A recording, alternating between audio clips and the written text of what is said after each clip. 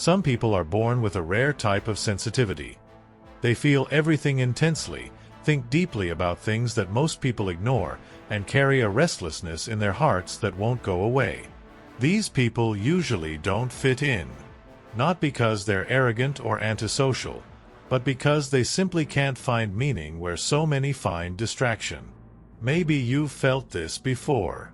You're in a social setting, surrounded by voices, laughter, conversation, but inside you there's an uncomfortable silence. A feeling that something doesn't fit. You observe, listen, smile, but you ask yourself, why am I here? What am I doing in this place where no one seems to speak the same language as me? The truth is that those who think too much feel too much, and those who feel too much notice the subtleties that others ignore. This can be a blessing, but it's also a burden, because the more you see, the harder it is to fit in, and the deeper you are, the shallower the world around you seems. So loneliness appears not as a choice, but as a consequence. You begin to prefer silence to noise, reading to a party, reflection to idle chatter. And little by little, you start to distance yourself from that which does not nourish you. But with this distancing also comes the doubt, is there something wrong with me? No, there is not. What you feel is not a defect. It is a sign. A sign that your soul is seeking depth in a world that lives on the surface. The loneliness of those who think too much is not isolation. It is protection. It is the instinct to retreat in order to preserve that which the world insists on diluting, your essence. And perhaps, for the first time, it is time to accept that this type of solitude is a higher form of lucidity. Schopenhauer, a philosopher of deep introspection and lucid disenchantment, saw the world as an endless dance of desires, wants, and illusions. For him, most people live for momentary pleasure, social approval, and appearances. And it is precisely this game, shallow, repetitive, insatiable, that exhausts the most conscious. He was not a misanthrope out of vanity, but out of lucidity. He understood that, amidst the crowd, few really think. Many just repeat. They say what they have heard, desire what others desire, follow a script that has already been written. And those who dare to stop and reflect, they inevitably get tired. They get tired of conversations that say nothing, of social smiles that hide deep frustrations, of busy schedules that mask an existential void. They get tired of the obligation to appear happy, interesting, successful, even when everything inside them screams otherwise. Schopenhauer pointed to pain as an intrinsic part of existence. Not a physical pain, but a metaphysical pain. The anguish of those who realize that the world is chasing ghosts. He saw social life as a stage where few truly live and many merely act. And intelligent people, upon realizing this, can no longer participate in the performance naturally.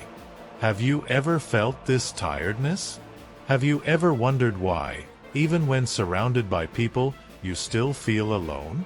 Have you ever experienced that exhaustion that comes not from the body, but from the soul, a fatigue caused by interactions that empty rather than fill?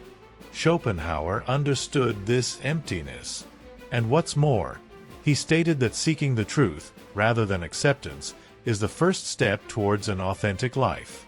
But this requires courage, because the truth is lonely, and often it bothers.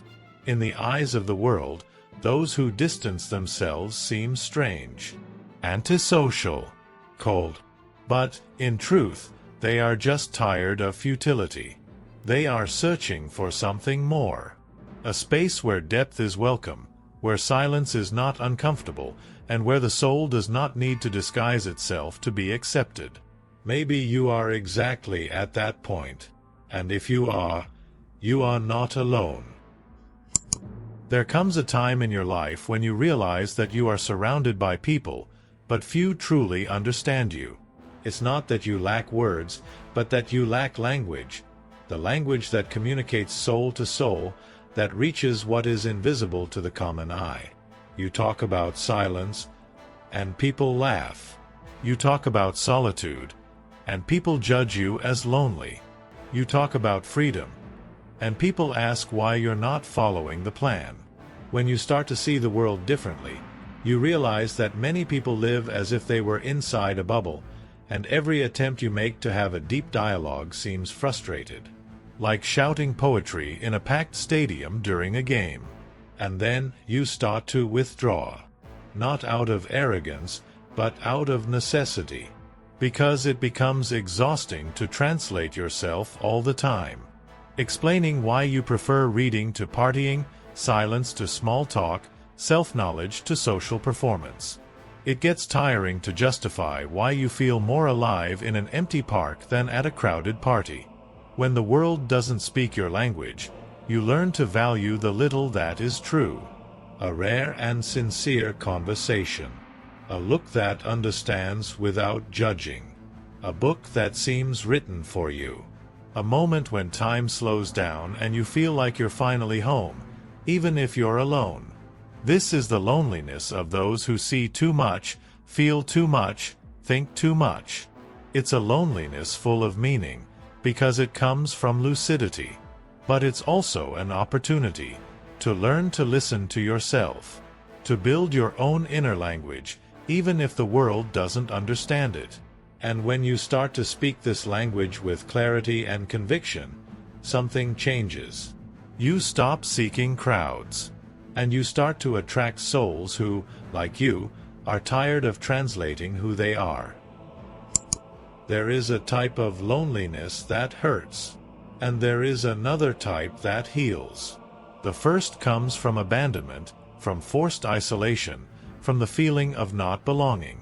The second is born of a choice, from a silent decision to step away from the noise to listen to something deeper, one's own truth. Conscious solitude is not an escape, it is an encounter, a return to the center, to the intimate, to what is essential. It is when you stop chasing external validation and start searching for internal meaning. When you no longer feel pressured to be everywhere, with everyone, doing everything at the same time. Because, finally, you understand that your soul has its own rhythm. Schopenhauer saw solitude as a fertile space for reflection. He believed that the highest minds needed silence like the body needs air. And the more you grow inwardly, the more you realize that true companionship lies in that which nourishes the spirit. A good read, a thought that goes deeper, a song that touches the invisible. Conscious solitude is a shield against superficiality. It is there that you learn to observe the world more clearly, without the filters of social noise. There you hear your own thoughts without them being drowned out by the opinions of others. There you discover that you are not empty, you are full of yourself. And when you are self-sufficient, everything changes. Relationships cease to be a desperate need and become a natural overflow. You connect not out of need, but out of affinity. Not to fill a void, but to share a fullness. Conscious solitude is a sanctuary. It is not absence, it is presence. Presence of yourself, of God, of truth. It is the space where the ego is silent and the essence flourishes. And once you experience this peace, all that is noise becomes unbearable. Living against the grain of the world is a silent act of courage. It's not about gratuitous rebellion, but about integrity. It's when, even when surrounded by voices that scream, "Go with the flow," you choose to listen to that quieter, firmer voice, the one that comes from within. Intelligent, sensitive, and deeply conscious people tend to go against the grain because they know the dominant flow rarely leads to a higher destination. Instead of seeking applause, they seek meaning. Instead of fitting in, they choose to align with who they really are. And it's in this choice that conflict arises, and freedom. The world doesn't understand those who choose silence over display. Those who prefer few and deep connections to noisy popularity. Those who choose to reflect before reacting, to feel before speaking, to build before showing. Living against the grain is tiring sometimes. You question whether you're wrong for not getting excited about the same things that everyone else seems to love. If you are being arrogant for not being interested in idle conversations, for not wanting to go everywhere, for not seeking constant approval. But then you remember, you are not here to repeat patterns. You are here to break cycles. Schopenhauer said that the more intelligent an individual is, the less he fits in. And this is not a defect, it is a mark. Difference is often the signature of those who see beyond, of those who feel the weight of truth and choose to carry it, even when the path is lonely. Living against the grain is like swimming against a current that insists on dragging you away from yourself. But the reward is immense. You become authentic. And authenticity, today, is one of the most revolutionary acts there is. Because in the end, life does not demand that you please everyone, but that you be true to who you were born to be. Even if that means walking down empty streets while the rest of the world runs in the opposite direction. There comes a time when you realize, it's not about having a lot of people around you, it's about being with those who feed you from the inside. Relationships that nourish are like shade on a hot day. They don't draw attention, but they make all the difference. After walking in the wrong direction for so long, you understand that you don't need to, and shouldn't, give up on yourself to be accepted. You stop trying to fit into spaces where your depth is treated as exaggeration, where your sensitivity is seen as weakness, where your silence is more disturbing than empty screams. Intelligent people, as Schopenhauer said, avoid socializing with the masses not out of arrogance, but out of protection. They know that certain presences drain, divert, distort. They have learned, sometimes painfully, that not every smile is affection, nor every company is shelter. Choosing relationships that nourish means stopping looking for quantity and starting to value quality. It means accepting that true connection is rarely noisy. It is subtle, firm, and most importantly, reciprocal. It's an exchange where no one needs to pretend, compete, or diminish themselves to fit in. Healthy relationships don't ask you to hide, but to reveal yourself. They don't demand performance, but presence. They don't want masks, but your essence. And when you start to nourish yourself with real connections, even if they are few, something inside you blossoms. Your energy expands, your mind calms, and your soul finds rest. Because deep down, what every human being wants is this: to be seen without filters, to be listened to attentively, to be accepted without conditions. When this happens, loneliness turns into solitude, and life takes on a new flavor. Choosing relationships that nourish is an act of self-love. It's understanding that you're not alone because you don't have people, but because you're waiting for the right ones. At the end of the day, the greatest achievement is not being accepted. It is being free. Free to think with your own mind, feel with your own heart, walk with your own feet, even if that means walking on paths that few have the courage to tread. The freedom to be who you are does not come from outside. It does not depend on validation, likes, or applause.